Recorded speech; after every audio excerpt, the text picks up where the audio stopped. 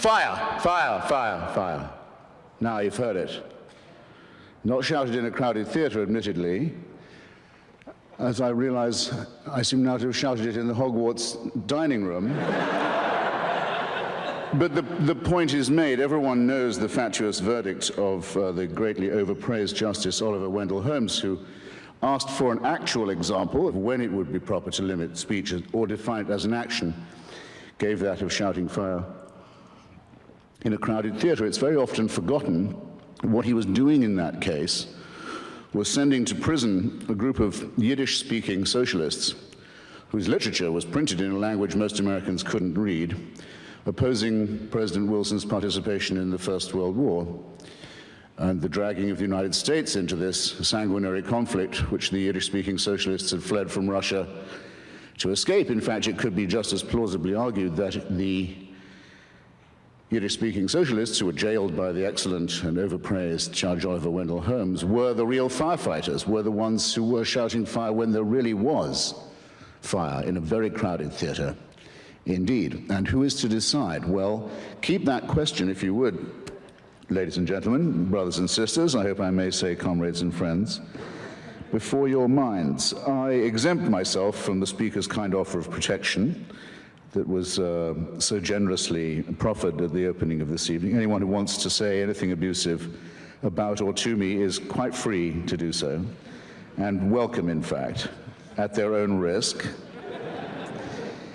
But before they do that, they must have taken, as I'm sure we all should, a short refresher course in the classic texts on this matter, which are John Milton's Areopagitica being the great hill of Athens for discussion and free expression, Thomas Paine's Introduction to the Age of Reason, and I would say John Stuart Mill's essay on liberty, in which it is variously said, I'll be very daring and summarize all three of these great gentlemen of the great tradition of especially English liberty, in one go. What they say is, it's not just the right of the person who speaks to be heard. It is the right of everyone in the audience to listen and to hear. And every time you silence somebody, you make yourself a prisoner of your own action because you deny yourself the right to hear something. In other words, your own right to hear and be exposed is as much involved in all these cases as is the right of the other to voice his or her view. Indeed, as John Stuart Mill said, if all in society were agreed on the truth and beauty and value of one proposition, all except one person, it would be most important, in fact, it would become even more important, that that one heretic be heard, because we would still benefit from his perhaps outrageous or appalling view. In more modern times, this has been put, I think, best by a personal heroine of mine, Rosa Luxemburg, who said that the freedom of speech is meaningless unless it means the freedom of the person who thinks differently. My great friend John O'Sullivan, former editor of the National Review, and I think probably my most conservative and reactionary Catholic friend, once said, it's a tiny thought experiment, he says, if you hear the Pope saying he believes in God, you think, well, the Pope's doing his job again today. If you hear the Pope saying he's really begun to doubt the existence of God, you begin to think he might be onto something. Well, if everybody in North America is forced to attend at school training in sensitivity on Holocaust awareness and is taught to study the final solution about which nothing was actually done by this country or North America or the United Kingdom while it was going on, but let's say as if in compensation for that, everyone's made to swallow an official and unalterable story of it now, and it's taught as the great moral exemplar, the moral equivalent of the morally lacking elements of the Second World War, the way of stilling our uneasy conscience about that combat. If that's the case with everybody, as it more or less is, and one person gets up and says, you know about this Holocaust, I'm not sure it even happened. In fact, I'm pretty certain it didn't. Indeed, I begin to wonder if the only thing is that the Jews brought a little bit of violence on themselves. That person doesn't just have a right to speak. That person's right to speak must be given extra protection, because what he has to say must have taken him some effort to come up with. might contain a grain of historical truth, might in any case give people to think about why do they know what they already think they know? How do I know that I know this, except that I've always been taught this and never heard anything else? It's always worth establishing first principles. It's always worth saying, what would you do if you met a Flat Earth Society member? Come to think of it, how can I prove the Earth is round? Am I sure about the theory of evolution? I know it's supposed to be true. Here's someone who says there's no such thing, it's all intelligent design. How sure am I of my own views? Don't take refuge in the false security of consensus and the feeling that whatever you think, you're bound to be okay because you're in the safely moral majority. One of the proudest moments of my life, that's to say, in the recent past, has been defending the British historian David Irving, who is now in prison in Austria for nothing more than the potential of uttering an unwelcome thought on Austrian soil. He didn't actually say anything in Austria. He wasn't even accused of saying it. He was accused of perhaps planning to say something that violated an Austrian law that says only one version of the history of the Second World War may be taught in our brave little Tyrolean republic. The republic that gave us Kurt Waldheim as Secretary General of the United Nations, a man wanted in several countries for war crimes. You know, the country that has Jörg Haider, the leader of its own fascist party, in the cabinet that sent David Irving to jail. You know the two things that have made Austria famous, given it its reputation, by any chance? Just while I've got you. I hope there are some Austrians here to be upset by it. Well, a pity if not, but the two great achievements of Austria are to have convinced the world that Hitler was German and Beethoven was Viennese. Now to this proud record they can add, they have the courage finally to face their past and lock up a British historian who's committed no crime except that of thought and writing. And that's a scandal. And I can't find a seconder usually when I propose this, but I don't care. I don't need a seconder. My own opinion is enough for me, and I claim the right to have it defended against any consensus, any majority, anywhere, any place, any time. And anyone who disagrees with this can pick a number, get online, and kiss my ass. Now, I don't know how many of you don't feel you're grown up enough to decide this for yourselves and think you need to be protected from David Irving's edition of the Goebbels diaries, for example, out of which I learned more about the Third Reich than I had from studying Hugh Trevor Roper and A.J.B. Taylor combined when I was at Oxford. But for those of you who do, I'd recommend another short course of revision. Go again and see not just the film and the play, but read the text of Robert Bolt's wonderful play, Man for All Seasons. Some of you must have seen it,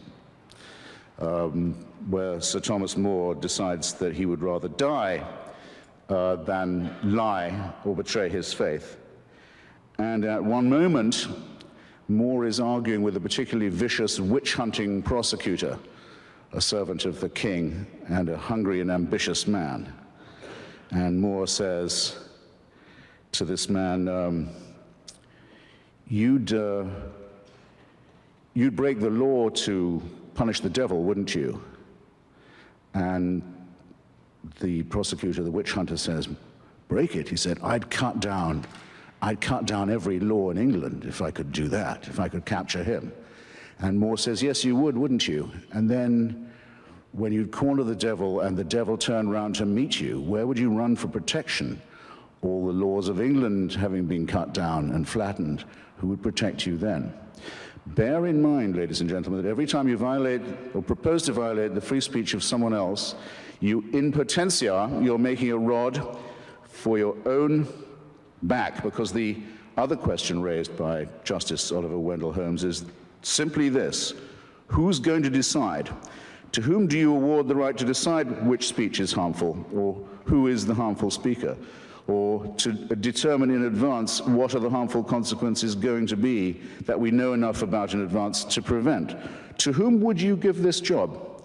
To whom are you going to award the task of being the censor? Isn't it a famous old story that the man who has to read all the pornography in order to decide what's fit to be passed and what is fit not to be is the man most likely to become debauched? Did you hear any speaker in the opposition to this motion, eloquent as one of them was, to whom you would delegate the task of deciding for you what you could read, to whom you would give the job of deciding for you, relieve you of the responsibility of hearing what you might have to hear? Do you know anyone? Hands up. Do you know anyone to whom you'd give this job?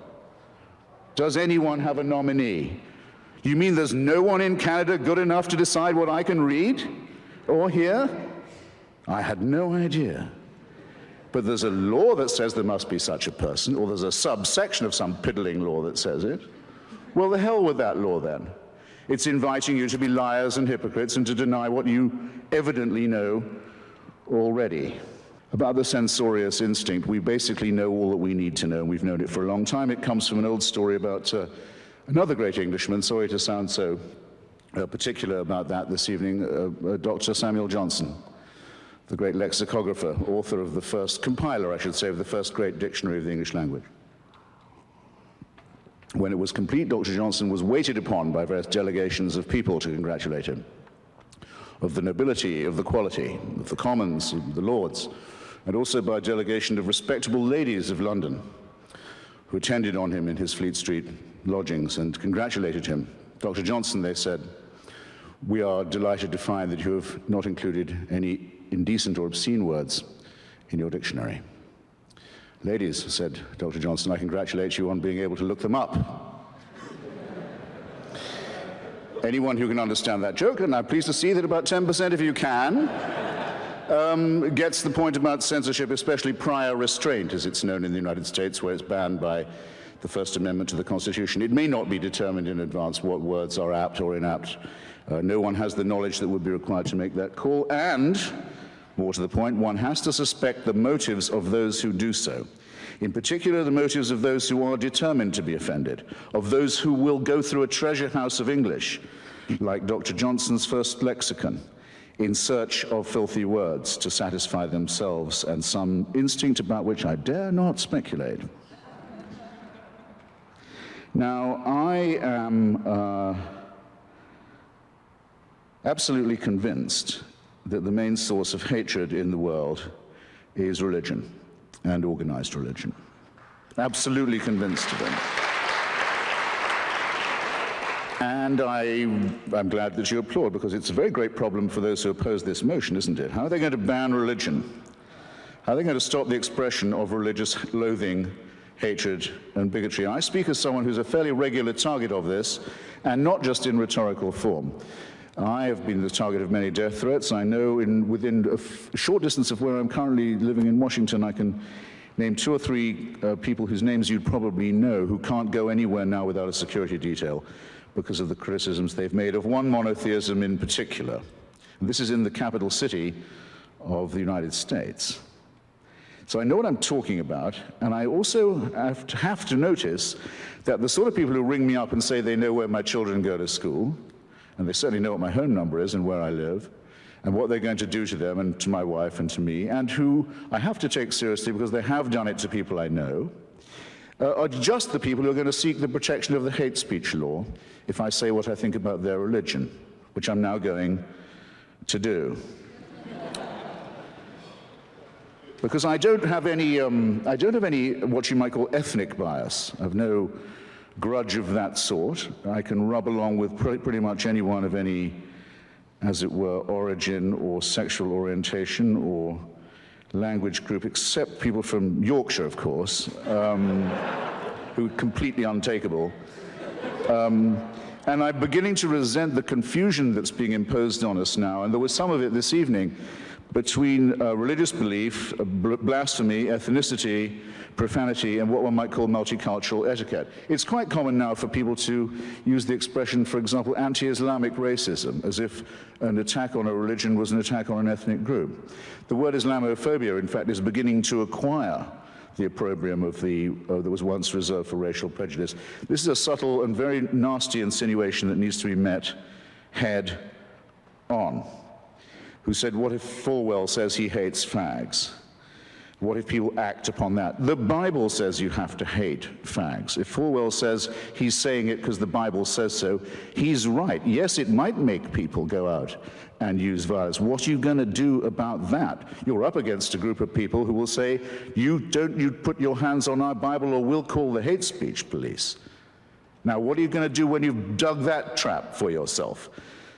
Somebody said that anti-Semitism and Kristallnacht in Germany was the result of 10 years of Jew baiting. 10 years? You must be joking. It's the result of 2,000 years of Christianity based on one verse of one chapter of St. John's Gospel, which led to a pogrom after every Easter sermon every year for hundreds of years, because it claims that the Jews demanded the blood of Christ be on the heads of themselves and all their children to the remotest generation. That's the warrant and license for and incitement to anti-Jewish pogroms. What are you going to do about that? Where's your piddling subsection now?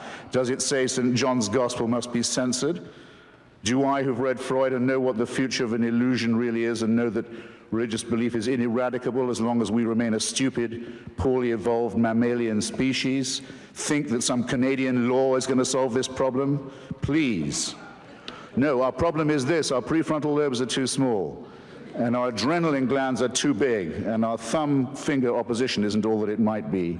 And we're afraid of the dark, and we're afraid to die, and we believe in the truths of holy books that are so stupid and so fabricated that a child can, and all children do, but as you can tell by their questions, actually see through them. And I think it should be, religion, treated with ridicule and hatred and contempt. And I claim that right. Now, let's not dance around. Not all monotheisms are exactly the same at the moment. They're all based on the same illusion. They're all plagiarisms of each other. But there's one in particular that at the moment is posing a serious menace, not just to freedom of speech and freedom of expression, but to quite a lot of other freedoms too. And this is the religion that exhibits the horrible trio of self-hatred, self-righteousness, and self-pity. I'm talking about militant Islam. Globally, it's a gigantic power. Globally, it's a gigantic power. It controls an enormous amount of oil wealth, several large countries and states. With an enormous fortune, it's pumping the ideology of Wahhabism and Salafism around the world, poisoning societies where it goes, ruining the minds of children, stultifying the young in its madrasas, training people in violence, making a cult of death and suicide and murder. That's what it does globally. It's quite strong. In our societies, it poses as a cringing minority whose faith you might offend, which deserves all the protection that a small and vulnerable group might need. Now, it makes quite large claims for itself, doesn't it? It says it's the final revelation.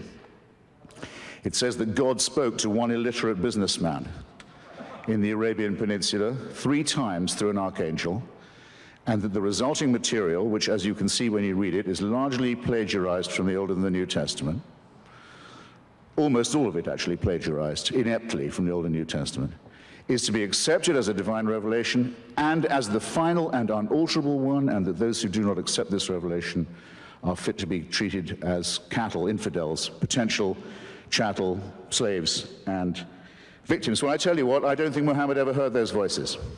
I don't believe it.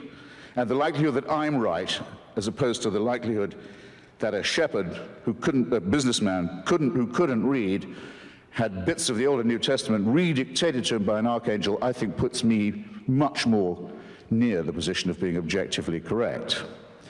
But who is the one under threat? The person who promulgates this and says, I'd better listen because if I don't, I'm in danger? Or me, who says, no, I think this is so silly, you could even publish a cartoon about it. And up go the placards, and up go the yells and the howls and the screams. Behead those. This is in London. This is in Toronto. This is in New York. It's right in our midst now. Behead those who cartoon Islam. Do they get arrested for hate speech? No. Might I get in trouble for saying what I've just said about the Prophet Muhammad? Yes, I might. Where are your priorities, ladies and gentlemen? You're giving away what's most precious in your own society, and you're giving it away without a fight, and you're even praising the people who want to deny you the right to resist it. Shame on you while you do this. Make the best use of the time you've got left. This is really serious. Now, if you look anywhere you like, because we've had invocations of a rather driveling and sickly kind tonight of our sympathy. What about the poor fags? What about the poor Jews, the wretched women who can't take the abuse, and the slaves and their descendants, and the tribes who didn't make it and were told that their land was forfeit? Look anywhere you like for the warrant for slavery, for the subjection of women as chattel, for the burning and flogging of homosexuals, for ethnic cleansing, for anti-Semitism, for all of this. You look no further than a famous book that's on every pulpit in this city and in every synagogue and in every mosque. And then just see whether you can square the fact that the force that is the main source of hatred is also the main caller for censorship. And when you've realized that you're therefore this evening faced with a gigantic false antithesis, I hope that still won't stop you from giving the motion before you the resounding endorsement that it deserves. Thanks awfully. Night-night. Stay cool.